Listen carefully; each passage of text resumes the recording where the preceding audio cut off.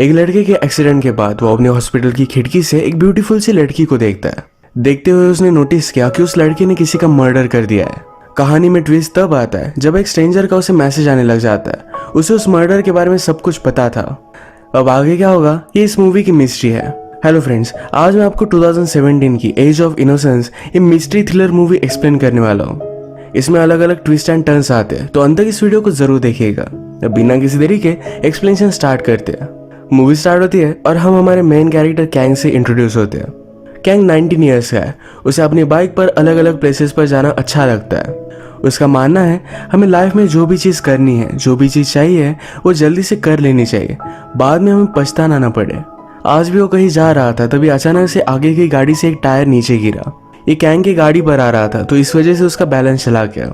नीचे गिरकर उसका एक्सीडेंट हो जाता है। इसके बारे में अपने पेरेंट्स को बताकर वरी करवाना नहीं चाहता था, तो अपने फ्रेंड्स को उसने कॉल किया। उसके फ्रेंड्स उसे हॉस्पिटल में एडमिट कर उसका बहुत ख्याल रखते हैं। इन फ्रेंड्स में एक लड़की है जिसका नाम है जूली, पर हम इसे जूली बुलाएंगे क्योंकि ये सारे नाम कॉम्प्लिकेटेड ना हो जाए। जूली के साथ उसका फ्रेंड भी था जिसका नाम था जाओ।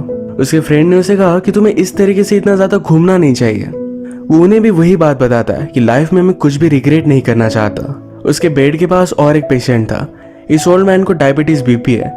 वो हमेशा हॉस्पिटल में रहता है। उन्हें मेडिसिन देने के लिए एक नर्स आई और ये ओल्ड मैन उस पर भी लाइन मार रहा था। नेक्स्ट सीन में हम देखते हैं कि जूली कैंग के पास आई हुई थी। एक्चुअल में उसे बहुत लाइक करती है, पर कैंग को इसके बारे में पता नहीं। जूली ने उसे कहा कि तुम्हें थैंकफुल होना चाहिए कि एक मेडिकल स्टूडेंट तुम्हारी फ्रेंड है। कैंग ने उसे कहा तुम्हारी ईयरिंग बहुत ही ब्यूटीफुल लग रही है। ये सुनकर जूली को बहुत अच्छा लगता है। आजकल कैंग इस हॉस्पिटल में बहुत ज्यादा बोर हो रहा था, तो खिड़की से हमेशा बाहर देखता है। सामने एक बड़ा सा घर था। उसमें उसने देखा तो एक बहुत ही ब्यूटीफुल सी लड़की थी। ये हमारी और एक मेन कैरेक्टर है, उसका नाम है जिया। कैंग उसे देखकर बहुत इंटरेस्टेड हो गया। उसे सही से देख नहीं पा रहा था, तो अपने फ्रेंड को कॉल लगाकर उससे एक स्कोप मंगवा लेता है। स्कोप मिलने के बाद कैंग हमेशा उसे देखने लग गया। वो वंडर करता है कि उसका आवाज कैसा है, उसका नेचर कैसा है, क्या उसका कोई बॉयफ्रेंड होगा। उसे अपने मोबाइल पर एक मैसेज आया जो एक स्ट्रेंजर से था। वो उससे पूछता है कि तुम हो कौन। स्ट्रेंजर ने कहा मैं तुम्हारे पास के कैफे से ही बोल रहा हूँ। कैंग को ये मैसेजेस बहुत ही कैजुअल लगे। एक दिन जब वो घर पर नजर रख रहा था, तो उसने नोटिस किया कि एक आदमी घर के बाहर से अंदर देखता है। वो उन पर स्पाई कर वहां से चला गया था। घर के पास जो कैफे है यही पर ये आदमी काम करता है। फिर से रात में कैंग जिया के घर पर देख रहा था, तो वो नोटिस करता है कि उसके मदर और फादर में फाइट चल रही थी। इस फाइट में फादर ने मदर को नीचे गिरा दिया। इसके बाद मदर और जिया ये उसके रूम में गए। ये कुछ डिस्कस कर रहे थे। जिया फिर से अपने फादर के पास आई। उसके पास एक शार्प ऑब्जेक्ट था। वो अपने फादर को मारने वाली थी, तभी उस ओल्ड मैन ने कैंग से उसका स्कोप ले लिया। कैंग क्या देख रहा है वो भी देखना चाहता था। कैंग जिया को प्रोटेक्ट करने के लिए उस ओल्ड मैन से स्कोप ले लेता है। इन दोनों में थोड़ा सा झगड़ा हो गया था। जब उसने फिर से स्कोप से देखा तो जिया के फादर नीचे गिरे थे। उनका बहुत सारा खून बह चुका था। जिया और उसकी मदर ये ब्लड को साफ कर रहे थे। ये देखकर कैंग को बहुत ही शॉक लगता है। अगले दिन उसने और भी नजर रखी। फिर से कॉफी शॉप वाला आदमी घर के बाहर आया था। कैंग के पास उसकी नर्स उसका चेकअप करने के लिए आई। वो कहती है तुम आगे के घर पर नजर रख रहे थे। ओल्ड मैन ने मुझे बताया। मैं समझ सकती हूँ, आगे के घर में जो लड़की रहती है वो बहुत ही ब्यूटीफुल है।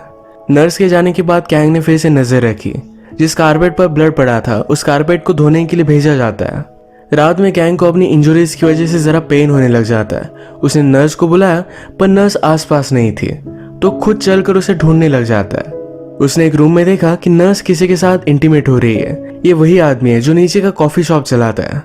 कैंग को ठीक लगने के बाद रात में फिर से उसने जिया के घर पर देखा। जिया एक बैग घसीटते घसीटते लेकर जा रही थी। घर के पास के कंस्ट्रक्शन साइट में उसने इस बैग को गाड़ दिया। अगले दिन कैंग के फ्रेंड उसे मिलने के लिए आए हुए थे। उनसे कहता है मुझे जरा बाहर घूमने के लिए जाना है।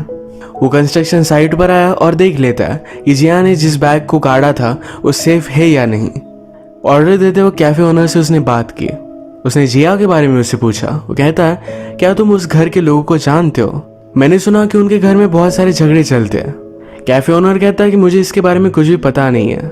कैंग जब फिर से हॉस्पिटल में आया तो नर्स उसे कहती है तुम्हारा रूम हम चेंज कर रहे हैं।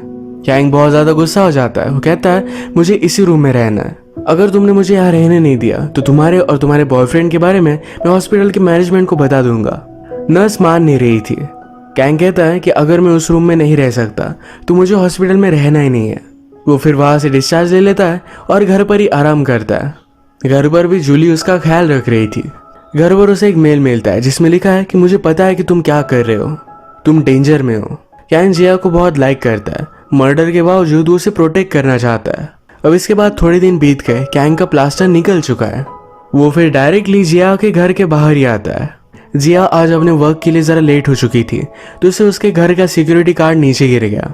ये कैंग ने देखा और ये लेकर वो घर के अंदर घुस गया। घर में सारी चीजें देखते हुए वो जिया के रूम में आया। उसके रूम में मैप लगा था, जिस जगह पर वो जाना चाहती है इसमें सारी जगह पर पॉइंट करके रखा है। कैंग इमेजिन करता है।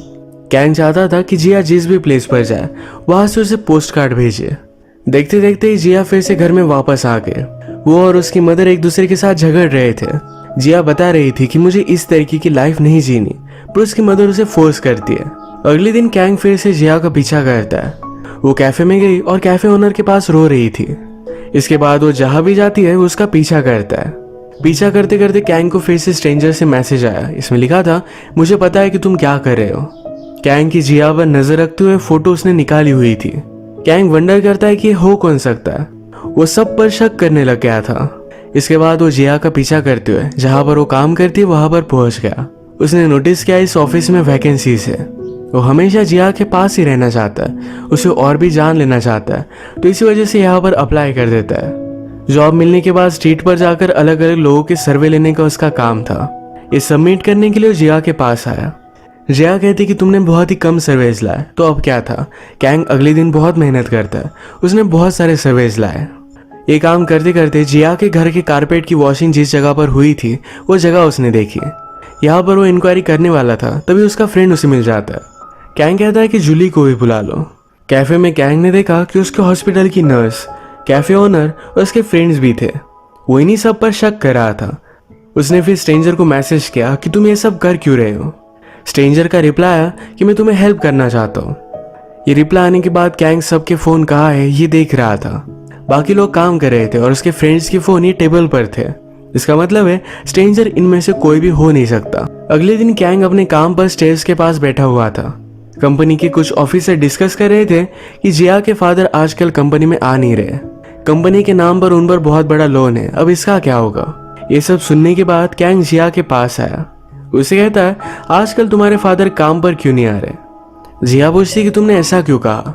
वो कहता है, कुछ लोग तुम्हारे फादर के बारे में बात कर रहे थे। जिया कहती कि मेरे बारे में भी बोल रहे होंगे। सबको लगता है कि मेरे फादर की वजह से ही मुझे ये जॉब मिला।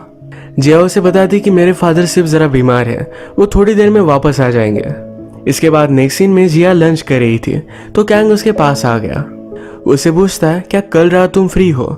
उसे एक अच्छे से रेस्टोरेंट में लेकर जाना चाहता है। तभी जिया की मदर वहां आ गई थी। बाहर जाकर जिया उससे बात करती है और फिर वो वापस आई। वो कैंग के साथ डेट पर जाने के लिए मान गई थी। जिया के जाने के बाद कैंग को मैसेज आया, मर्डरर के साथ मजे कर रहे हो। ये दोनों एक साथ बैठे थे। इसकी फोटो भी स्ट्रेंजर ने उसे भेजी हुई थी। कैंग जल्दी से काउंटर पर पूछता है कि यहाँ पर कौन बैठा था। उसे पता चला कि एक लड़की थी जो ग्लासेस पहनती है।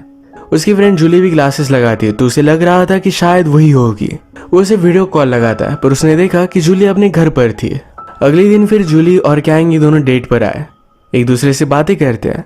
जूली ने कहा कि मैं इस वर्ल्ड में अलग अलग प्लेसेस घूमना चाहती हूँ। कैंग जिस प्लेसेस पर जाकर आया था इन सारे प्लेसेस के बारे में उसे बताता है।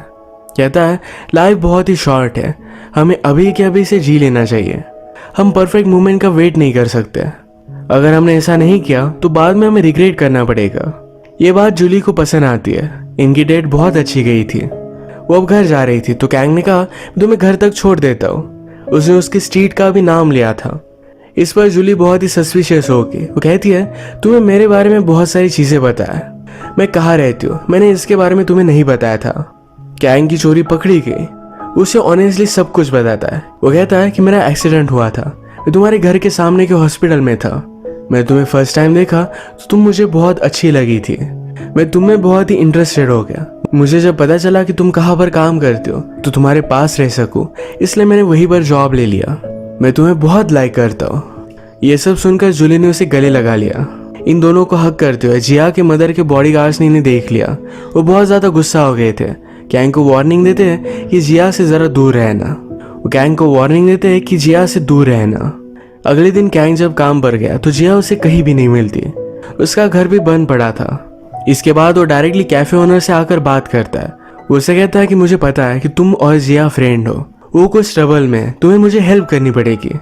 कैफे ओनर ने कहा कि जिया को पता है कि वो मुझे कहाँ ढूंढ सकती है, अगर उसे मेरी ज़रूरत होती तो मुझे ढूंढ लेती। ये कैफे ओनर कैंग को वार्न करता है कि उसे ज़रा दूर रहो, तुम उसके लिए सही नहीं। कैंग जिया से फिर से मिलना चाहता था पर मिलने का कोई भी वे नहीं है, तो फिर वो डायरेक्टली कंस्ट्रक्शन साइट पर पहुंचा।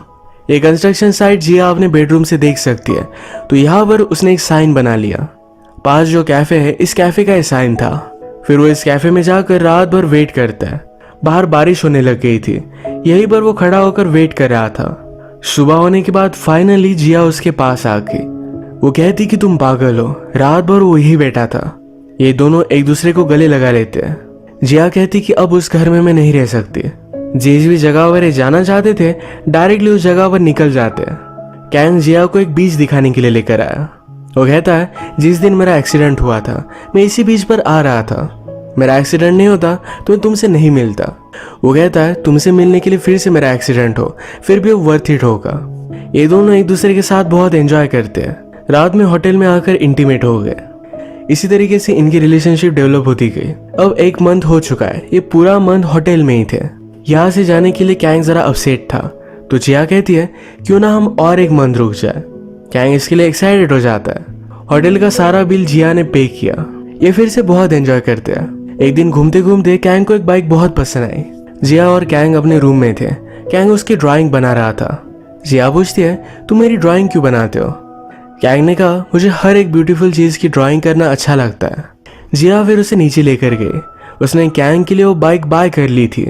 वो इसके लिए बहुत ही एक्साइटेड हो गया। ये दोनों फिर राइड के लिए जाते हैं। कैंग फिर वंडर करता है कि जिया के पास इतने सारे पैसे आते कैसे हैं। वो तो कोई भी क्रेडिट कार्ड वगैरह भी यूज नहीं कर रही। जिया इस बात को पूरी तरीके से इग्नोर कर देती है।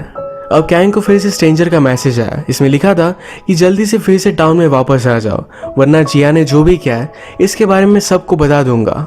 कैंग इस स्ट्रेंजर से मिलने के लिए सिटी में पहुंचा, पर जिया के मदर के बॉडीगार्ड्स उसे देख लेते हैं। वो वहां से भागा, पर बॉडीगार्ड ने उसे पकड़ लिया था। उसे बहुत मारते हैं। उन्होंने उसे वार्निंग दी कि जिया को फिर से वापस लेकर आओ। वो बेचारा इंजर्ड था। तभी उसके मोबाइल पर एक वीडियो आता है। ये वीडियो उस कंस्ट्रक्शन साइट का है और इस स्ट्रेंजर उस कंस्ट्रक्शन साइट को खोद रहा था ताकि जिया ने जो बैग गाड़ी थी वो बाहर आ जाए। कैंग भागते भागते जल्दी से वहां पर पहुंच गया, पर इस स्ट्रेंजर वहां से भाग जाता है। कैंग इस गड्ढे को भरने लग गया था, पर कंस्ट्रक्शन वर्कर ने नोटिस कर लिया। यहाँ पर पुलिस वगैरह बुलाए जाते हैं। ये गड्ढा खोदने के बाद उसमें से एक डेड बेबी निकला। कैंग को इस बात से बहुत बड़ा शॉक लगता है। इस सब की इन्वेस्टिगेशन हुई तो पुलिस को पता चला कि वो बेबी ऑलरेडी डेड था। आगे के हॉस्पिटल से बेबी का स्पेसिमेन चोरी हुआ था और यहाँ पर गार्ड दिया गया है। जाओ ये सारी चीजें फिगर आउट नहीं कर पाता। वो फिर डायरेक्टली हॉस्पिटल में पहुंच गया। नर्स पर बहुत ज्यादा गुस्सा हो चुका था। कहता है तुम ये सब मेरे साथ कर क्यों रही हो, क्या वो बेबी तुमने ही गाड़ा था। नर्स कहती कि मैंने कुछ भी नहीं किया है। बेबी का स्पेसिमेन हॉस्पिटल से गायब हो चुका था। जिया के फादर इस हॉस्पिटल के ओनर थे। वो कहती है कि जिया के फादर ने इसके बारे में रिपोर्ट करने के लिए मना किया था। कैंग ने नर्स को उसके साथ जो भी हो रहा है ये सारी चीजें बताई। नर्स कहती कि अगर तुम्हें लगता है कि जिस स्ट्रेंजर ने तुम्हें मैसेज किया है वो और इस बेबी को चुराने वाला एक ही पर्सन है, तो मुझे बताए कि वो कौन है। सिक्योरिटी फुटेज से हमें पता चल गया था कि बेबी को किसने चुराया था। डायरेक्टर ने मुझे इसे रिपोर्ट करने से मना किया क्योंकि उसकी डॉटर ही थी। ये सुनने के बाद कैंग डायरेक्टली जिया के पास पहुंचता है, पर जिया के पास जूली आई हुई थी। उसके हाथ में एसिड है। जूली पूछती है कि अपने फादर को मारने के बाद तुमने बॉडी का क्या किया।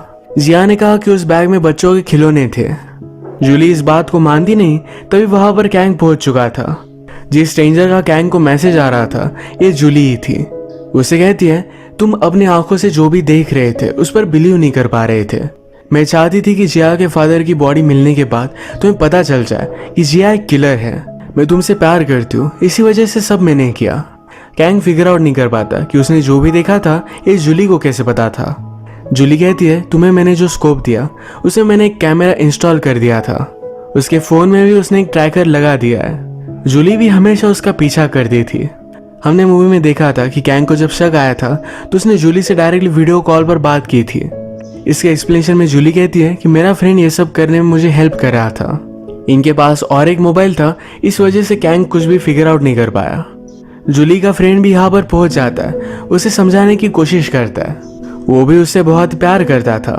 कैंग को जूली की फीलिंग्स के बारे में पता नहीं था, इसके लिए वो सॉरी कहता है। जिया भी उसे समझाने की कोशिश करती है, कहती है तुम बहुत ही लकी हो, सेल्फ सफिशिएंट हो, तुम्हें मेरी तरह किसी पर भी डिपेंड रहने की ज़रूरत नहीं है। वो कहती है मैं सिर्फ कैंग का फ़ायदा उठा रही थी, मैं मेरी लाइफ से बोर हो चुकी थी तो मुझे कुछ चेंज चाहिए था। जूली और भी ज़्यादा डिस्टर्ब होगी, उसके हाथ में एसिड था जो अपने आप पर वो डालने वाली थी। जिया जल्दी से उसे इसके हाथ से निकाल लेती है।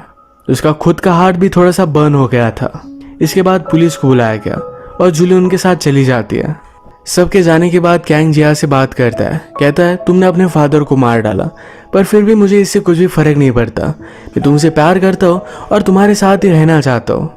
जिया कहती कि अभी अभी मैंने तुम्हारे बारे में जो भी कहा, ये सब कुछ चीज़ें सच थी, मैं सिर्फ तुम्हारे यूज़ कर रही थी। इसके बाद वो अपनी मदर के साथ गाड़ी में चली जाती है। कैंग उसे इस तरीके से जाने नहीं दे सकता था, उसने भी उसका पीछा किया। वो गाड़ी रोक नहीं रही थी तो मोटरसाइकिल को आगे किया और अपना एक्सीडेंट करवा दिया। जिया उसके पास आई, कहती है ये सब तुम कर क्यों रहे हो। गाड़ी से जिया के साथ उसके फादर भी निकलते हैं। फादर ने कहा तो इतने दिन तुम इसके साथ थी। जिया कहती कि क्या मुझे हक नहीं कि मैं किसी से प्यार कर सकूं। फादर जिया से कहते तुम जो चाहो वो कर सकते हो, पर मैं चाहता हूँ कि तुम मेरे साथ चलो। जिया कैंग के पास ही रुकी। उस रात जो हुआ था इसके बारे में जिया उसे बताती है। वो कहती है एक्चुअल में वो आदमी मेरा फादर नहीं है, मैं अगर उसके घर में रही तो लोगों को शक होगा, इसीलिए हमने वो स्टोरी बना दी है। जिया और इस बिजनेसमैन की अलग रिलेशन है। ये बिजनेसमैन उसे बहुत सारे पैसे देता है, इसके बदले में जिया उसके साथ इंटीमेट होती है, उसके घर में रहती है। कैंग को बहुत बड़ा शॉक लगा। जिया कहती कि मैं प्रेग्नेंट थी। जिस रात तुमने देखा था मेरी और बिजनेसमैन के बीच में फाइट चल रही है, उस रात में बहुत ज़्यादा डिस्टर्ब थी। मेरी मदर को लग रहा था कि बिजनेसमैन अब मुझे छोड़ देगा, इसी वजह से वो गुस्सा हो गई थी, पर उस बिजनेसमैन ने कभी भी जिया का साथ नहीं छोड़ा। उस रात कैंग जब स्कोप से नजर रख रहा था तभी ओल्ड मैन ने उसे स्कोप ले लिया था। उतने टाइम में बिजनेसमैन ने अपनी बीमारी की वजह से खून की उल्टियाँ की थी, उसे कैंसर था। इसके बाद उसका इलाज करने के लिए वो बिजनेसमैन वहां से चला गया था। जिया बहुत ही डिस्टर्ब थी। वो पहले ही अपने बेबी के लिए बहुत सारे खिलौने लेकर आई थी, तो सारे खिलौने उसने एक बैग में डाले।